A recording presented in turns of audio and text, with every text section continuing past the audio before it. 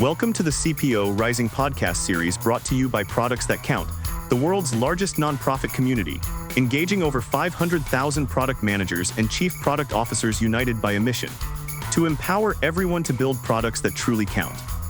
In a world flooded with products, only a few ignite passion, deliver value at scale, and transform lives. Behind those exceptional products are visionary CPOs and high-performing product teams.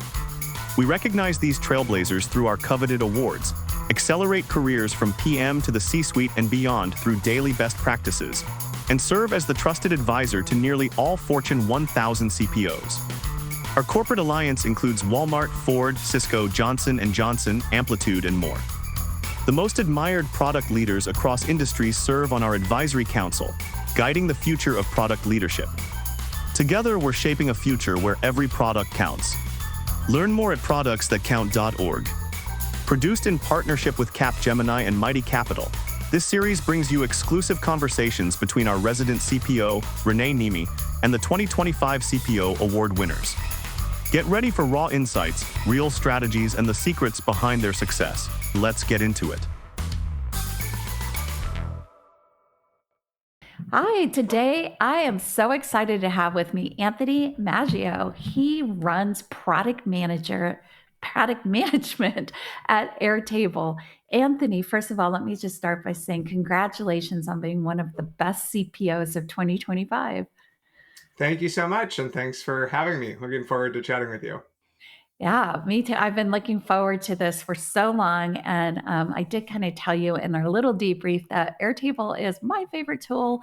So I just can't wait to hear about how you think about product and how you lead this amazing team that has produced this amazing tool. But before we jump in, why don't we go ahead and have you introduce yourself? Tell us a little bit about Airtable, your role at Airtable, and maybe a tad about your journey getting to the current role. Awesome. Happy to share that. So thanks again for having me. My name is Anthony. I lead the product management team at Airtable, and I've been with the company for just over 4 years. For anyone not familiar with Airtable, we are a no-code application development platform that makes it really easy for anyone to build custom business applications, including apps that are powered by the latest AI models. And we work with many of the Fortune 100, 500 companies, really helping them to automate processes and business applications within their organizations. Increasingly, we see many of our customers coming to Airtable to build custom solutions rather than buying off-the-shelf point solution products. And I've been a fan of Airtable for a long time. I actually, came to Airtable by way of being a customer in a number of prior roles. Just like you shared, it's been a company and a product that has really put a ton of attention into the user experience and to creating a lot of product delight. Which is what initially attracted me to the product and helped me wind up here. A little bit about my personal journey. So I started out my career in consulting. I worked a few years at Deloitte, working with a lot of large companies and governments. There's the through line there is that early on I was exposed to a lot of the ways that really large organizations manage product development processes, whether that was buying and implementing large-scale ERPs or building custom software or trying to customize off-the-shelf tools, and saw a lot of the pain points around those processes that we're actually now solving for at Airtable. But after a few years in consulting, I jumped into startups and have been at startup and scale-up companies ever since. I founded a SaaS company about a decade ago in the hospitality space, building enterprise tools for independent hotels and hotel chains. And after selling that company, I went on to work at Envision, where I led the enterprise product team. Got to spend a lot of time with product and design leaders across some of the most innovative companies, and really kind of see how they were building excellent tools and delightful customer experiences and innovating onto new product areas. And as I mentioned, actually at InVision, we ran all of our product road mapping and product operations on Airtable. And that was a big part of what ultimately brought me into this role. So when I decided to move on from InVision, I reconnected with Howie, the founder of Airtable. And it was right around the time where Airtable was just starting to build a product management team for the first time. So I came in as one of the first product leaders at Airtable, helped to build up the team, and now lead the function. Wow, what a great journey! I love that you've kind of bebopped in and out of large companies and startups, and clearly know the 0 to 1 journey, and it sounds like you know the 1+ journey as well. Uh, Yes. you know, yeah. So, how has the leadership role changed in Morth over the last few years from your perspective? Yeah, it's funny. I think I feel like in many ways it's sort of come full circle. I remember like when I first kind of got into product roles coming out of Deloitte, there was not a lot of other people I knew who were product managers. It was not a super common role around that time. And a lot of the focus and the role of product was like a very holistic role of owning not only the product development and roadmap strategy, but really the entire the business, the kind of business outcomes, the distribution channels, the commercials of the product, thinking about how the product was going to make its way into the hands of customers.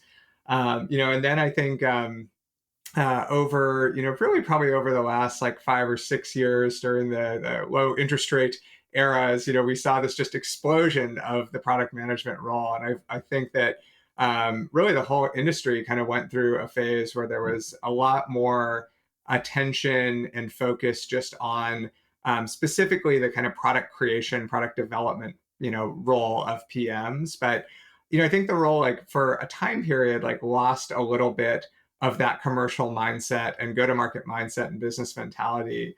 And now I think we're coming back to that. I think, now as I spend a lot of my time meeting with other product leaders across Airtable's customer base and in the industry as a whole. And I think that the biggest thing and the biggest trend that I frequently, hear now is that, product leaders are recognizing the need for this full stack product management function that has on one side a really strong attention to detail, for a high bar for product quality, for judgment, for product thinking, but also that commercial mindset that understands marketing, distribution, positioning, how this product will stack up to the competitive landscape.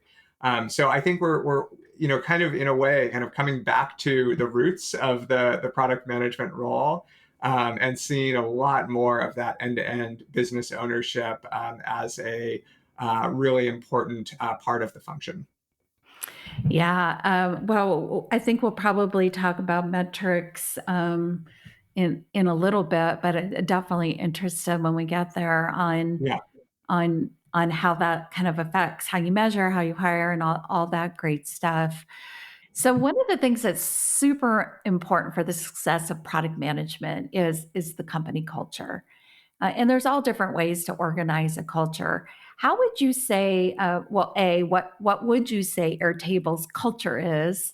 And how does that really affect how priorities are set, how you decide on where to innovate, and that kind of activity? Yeah, absolutely. So I'd say we have a very product-centric culture. Airtable, as you are probably aware, was one of the early, really kind of pioneers of product-led growth, that spent, put a lot of attention on the user experience, on delight, on making it easy to get onboarded with that very familiar like spreadsheet-like experience, but combined with the power of a relational database. And that really starts from the top. Our CEO, Howie, came from a product management background as well. He was founded a company, and then that was acquired by Salesforce, and he became a PM at Salesforce. And so I'd say that that culture has really remained durable throughout the company's growth of understanding the why behind why our customers love and choose Airtable.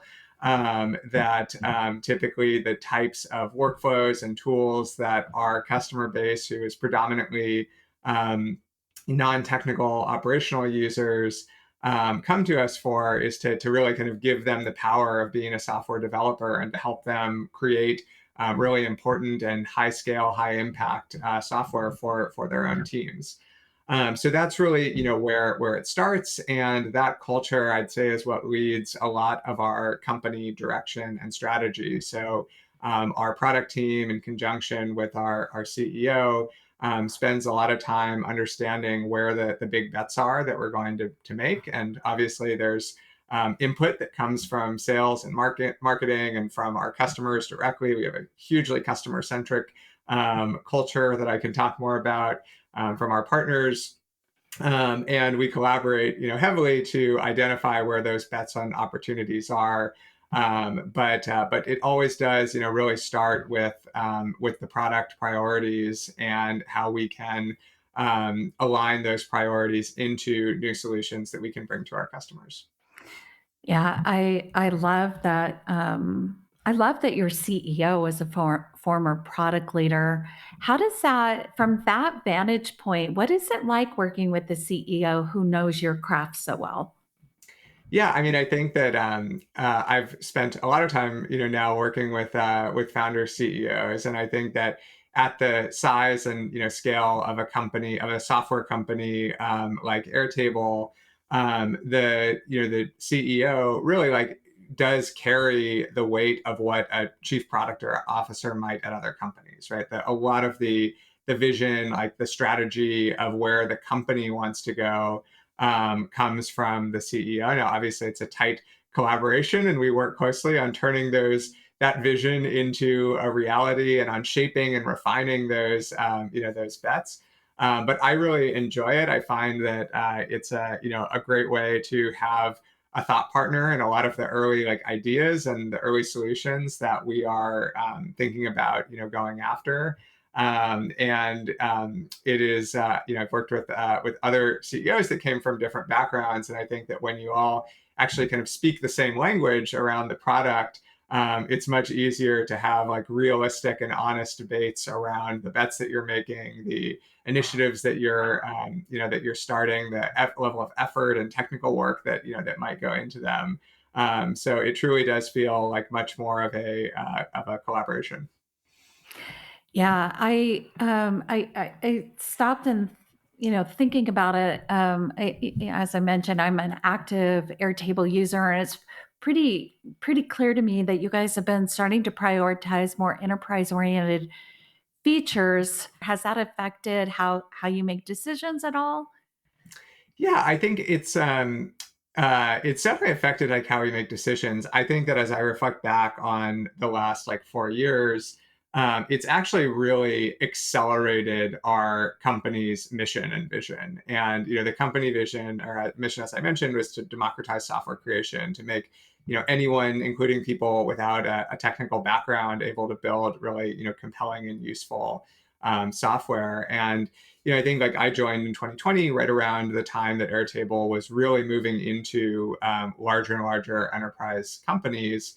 And what we saw around that time was that this problem was just especially acute within enterprises. So the scale of users, the scale of data, the number of people or the number of different tools that like a typical knowledge worker touches in their day to day was pretty staggering, right? And so the challenge around actually, how do you eliminate like the data silos between these tools? How do you build like really intuitive and custom interfaces and workflows to drive work across a large company was especially salient, in that market. So I think what it really pushed us to do was actually just to move faster on delivering this vision of creating like a very delightful, usable, fast to deploy system for creating custom software and custom applications. And when we talk to our enterprise customers around why they choose Airtable, That's exactly what they tell us. They tell us, we're the fastest way to go from zero to enterprise ready software, compared to really anything else on the market, compared to hiring and building custom software with developers, compared to using like any existing kind of enterprise low code, no code platforms. The real kind of differentiator that we bring to the table is the speed at which really anyone, not even just a developer, can create these kind of custom applications. Yeah. So do you ever get into like that classic tug and pull with the sales team now that you're kind of looking at that from a prioritization point of view, where they're constantly reprioritizing or wanting to reprioritize, or like how do you navigate that? It's funny. I get asked that question a lot. I think that I would say, like, because Airtable is such a flexible platform and we've built in so much natural extensibility into the platform, I actually see less of that than I have at other companies, which is oftentimes surprising for folks to hear, because so much of our customer base is really large Fortune 100s, Fortune 500 companies. I think we're now in 80% of the Fortune 100. Wow. But the reality is, like, we have a lot of escape hatches that for other companies would require custom software development from their own internal team. So we built the platform to be really highly flexible and customizable, including allowing our customers and our partners to fill gaps that we don't have native solutions for. So we have, for example, scripting capabilities where you can kind of run your own script in a serverless scripting environment on Airtable. Extensions that let you build kind of custom UI into the product, like open APIs to integrate with other internal systems. And I think that it actually mitigates a lot of the challenges that a kind of point solution SaaS company might face when moving into the enterprise, where they would kind of constantly be under the backlog of, or trying to get out of the backlog of custom kind of one-off feature requests. Awesome. That is such a great story, and I think it's a real testament to being product centered, because it allows you to actually kind of get in front of the need. You can understand the customer's needs deeply, and then you get in front of them, and then you're not always kind of playing that catch up game. What a wonderful environment to work in, and congratulations on that. Obviously, the last year and a half or so, maybe even 2 years, has been like chaotic in product management, and mostly because there's so much new capabilities coming in that allows us to be smarter, it allows us to be faster, allows us to not only just do things different, but enable different things in our products. Give me your perspective on what product management 2025 looks like at Airtable for your team, and how has that changed over the last couple of years?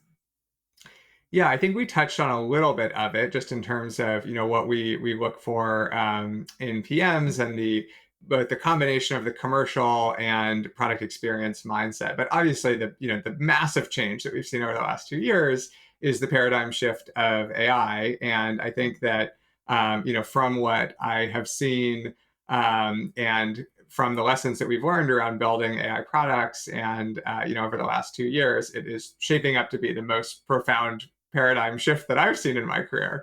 And I think already, like, we're seeing it really change the game, like, across the spectrum. Like, as I think about the role AI is going to impact people, it's going to impact, like, your job as a PM, what you spend time on, how you work with designers and engineers. It's going to impact the entire product development process. It is already impacting the product development process, where it's now making it possible to go from idea to prototype in a extremely short period of time. Obviously, some of the new app gen products, like, out there, you can develop prototypes in minutes, right? And That is just a new mode of ideation and a new mode of shaping products that is starting to become the expectation in many companies, including Airtable. And then I think on the product, like actual product side, like, we now all have this new tool capability like available to us through LLMs that just allows us to build magical experiences that were not possible 2 years ago. We've had a lot of hands-on experience with this. We were early in building AI into our product. We started up a team focused on incorporating LLM capabilities in early 2023.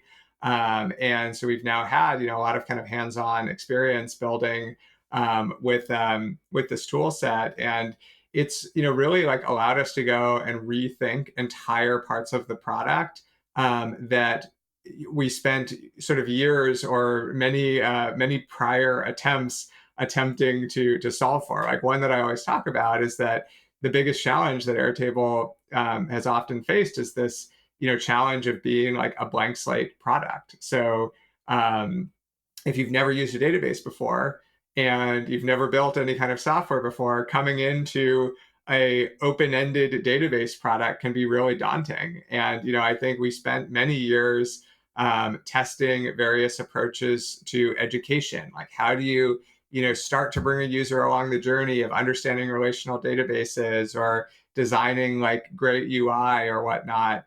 And none of those approaches ever really like moved the needle. It was just there was a large class of users where it was too hard to explain those concepts in the few minutes or seconds that you have to capture, a new user who's checking out your product.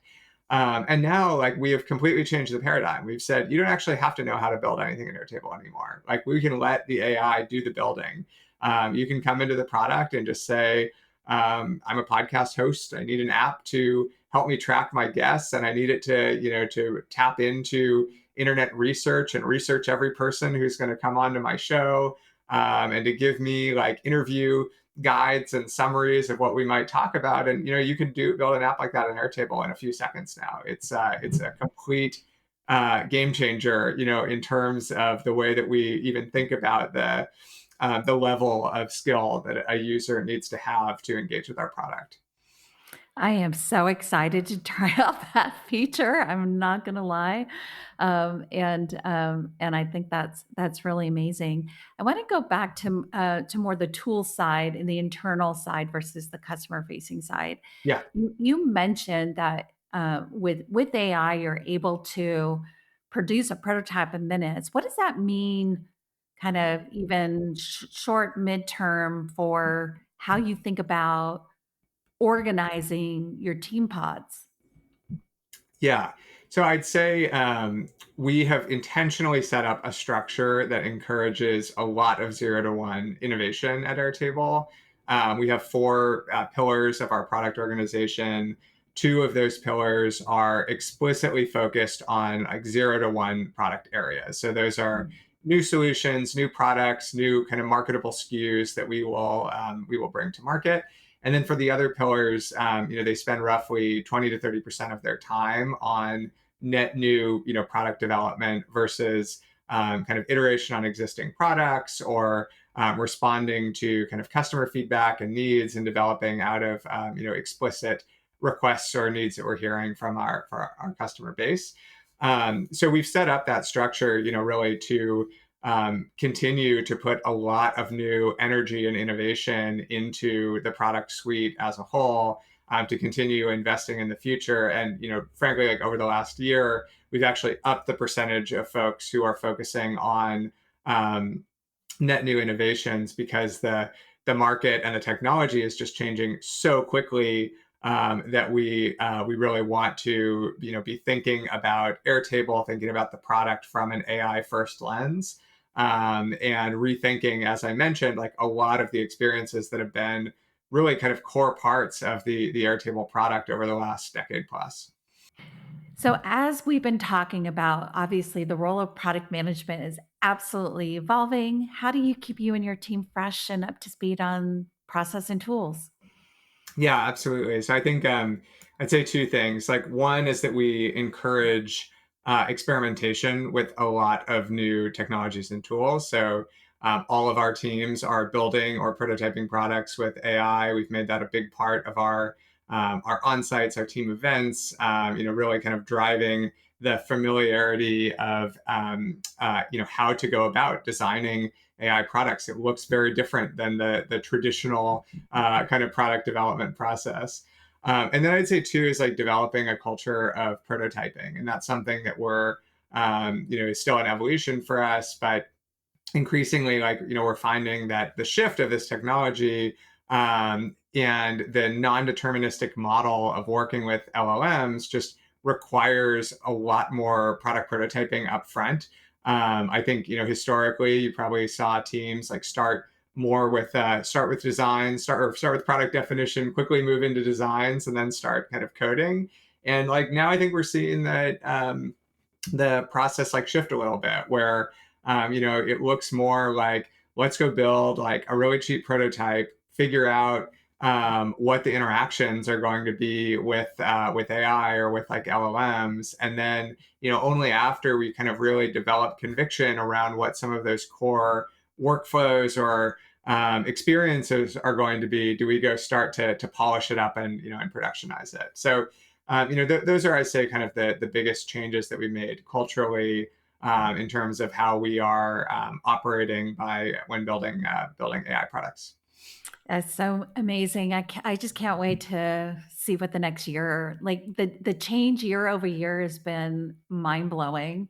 And I just can't wait to see what happens over the next year. Um, Earlier we were talking about this big shift in business, um, and the fact that you've come full circle, and now your teams are looking holistically at kind of end to end. How has that evolved your metric? And frankly, what are your most important metrics? What do you track?